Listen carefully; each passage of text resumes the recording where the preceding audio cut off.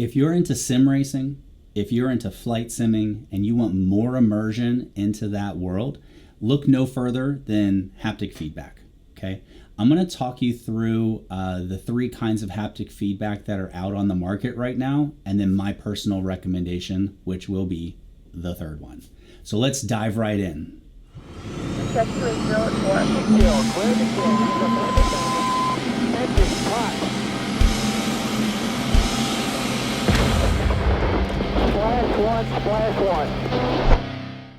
Okay, we're going to start at the bottom tier of haptic feedback.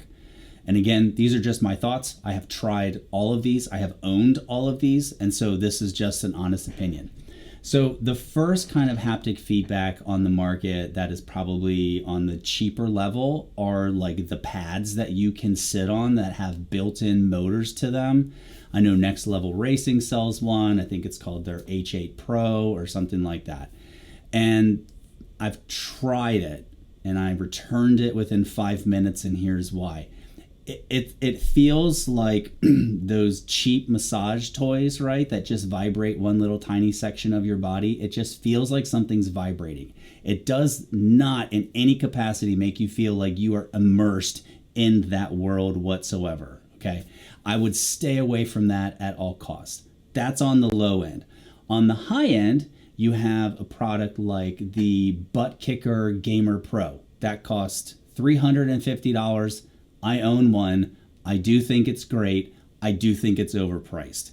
The reason why the Butt Kicker Gamer Pro is great is because it mounts onto your rig and it kind of shakes the whole rig, right? So if you're playing like iRacing or something like that, and you're going over curbs, or you want to feel the road texture, or you want to feel every time that you paddle shift, it will give you that jolt, and you feel it through the entire seat.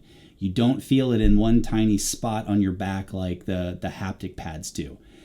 Highly recommended. It is great. It is a little noisy though, or it can be, because it is kind of like shaking your whole rig, and it is a little bit on the pricier side. With that, you get the haptic shaker, you get a mounting solution for it, and you get the amplifier and all of the cords that are associated with that.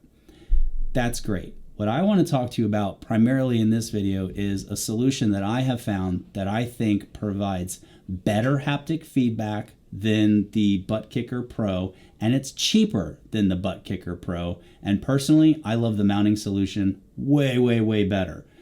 I have on my flight rig, I have the Butt Kicker Gamer Pro installed, and I have this next solution installed. On my iRacing rig, I have 3 of these installed on my iRacing rig, where I can divide up, this tire versus that tire, and I want to talk you through all of it. So, what is it? The first thing that you're going to need for this custom solution is the bass shaker itself. So this is the Dayton Audio 300 watt extreme power bass shaker.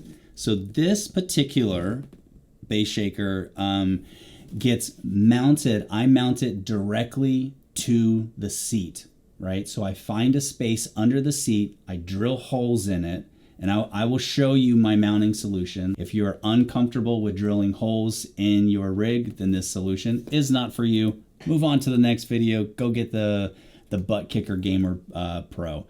But if you are comfortable, this will provide you a much, much, much better haptic feedback. And the reason for that is because we mount it directly onto the seat. You're not wasting energy by having the shaker movement have to go through your entire frame to get up to where you're sitting. It's mounted directly to the seat, so you feel it directly underneath you. It is a fantastic mounting solution. It's only held on by 4 screws that go through your seat that I got at Home Depot. So I highly, highly recommend this mounting solution. This is not an all-in-one solution, so we have to have other components to make this work. But this, just the shaker itself, was only $90 on Amazon. Only $90. Remember, the Butt Kicker Gamer Pro is $350, so we have to add a couple more things to this, which will increase the price, but to start, only $90. fantastic, fantastic product. So the next thing that you have to have is something to power that. So we have this product, the IAMA A07, but the great thing about it is that it's a 2-channel 300 watt amplifier, which you can then use to power that 300 watt extreme bass shaker.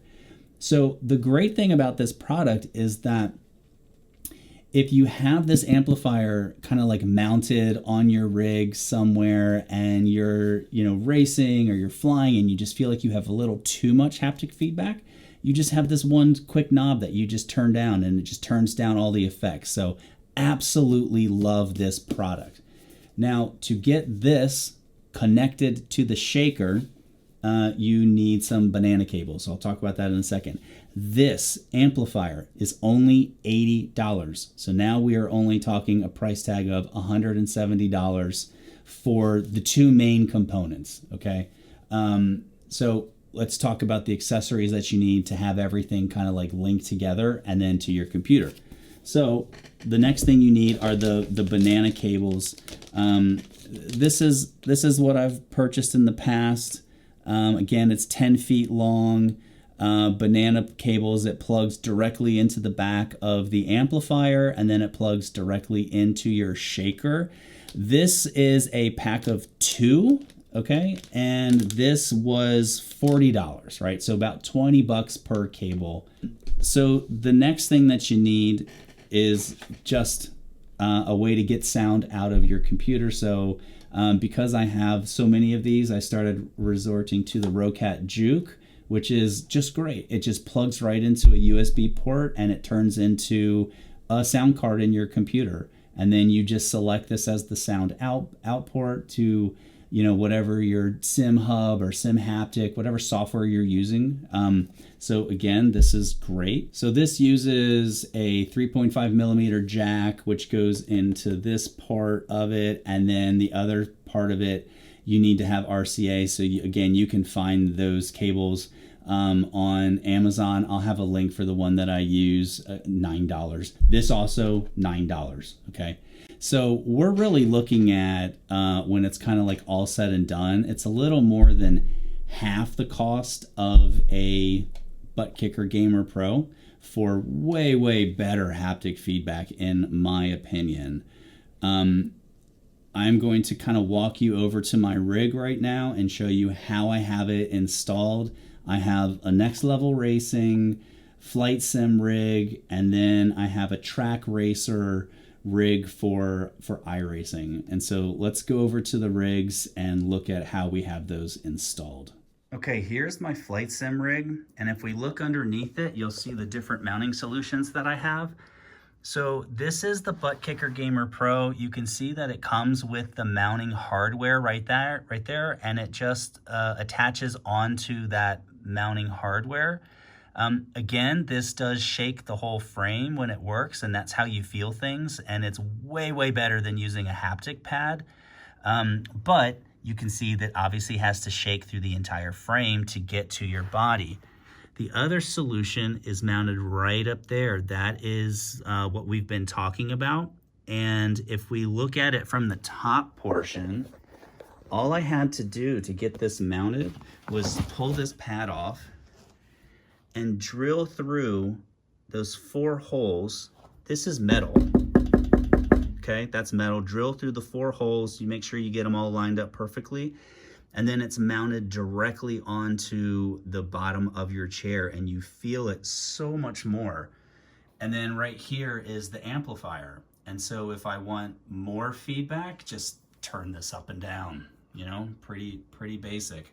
I still have to, get that mounted just a little bit better. I was just putting it there for testing, okay?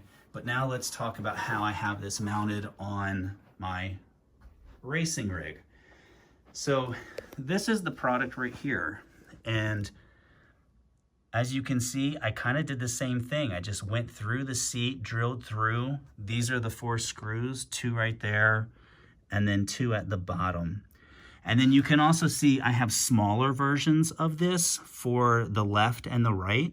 So if I drive over a curb, I can completely feel whether it's on the left side of the curb or the right side of the curb. And again, kind of like the same thing, you pull this off. Oh, not that one, this one.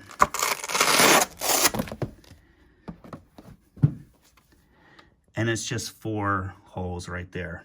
And so because it's mounted directly to the chair, you feel it so much more than it losing energy going through the entire frame.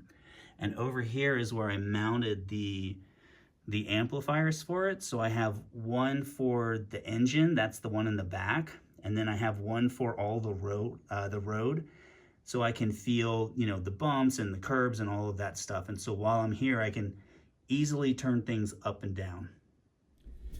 Okay, I hope that you found this to be educational, useful, and if you have any comments, questions, anything like that, please, you know, put it down below. Again, I'll put descriptions of everything that I have purchased in the description field to help guide you. I will not be able to speak to if the prices change from Amazon or the links are no longer available. Again, after so much scouring of the internet to try to find like a solid solution, this is what I've pieced together, and I cannot begin to tell you how much I love this solution. I love, love, love it. So hope you guys have a great day. I will see you in the next video.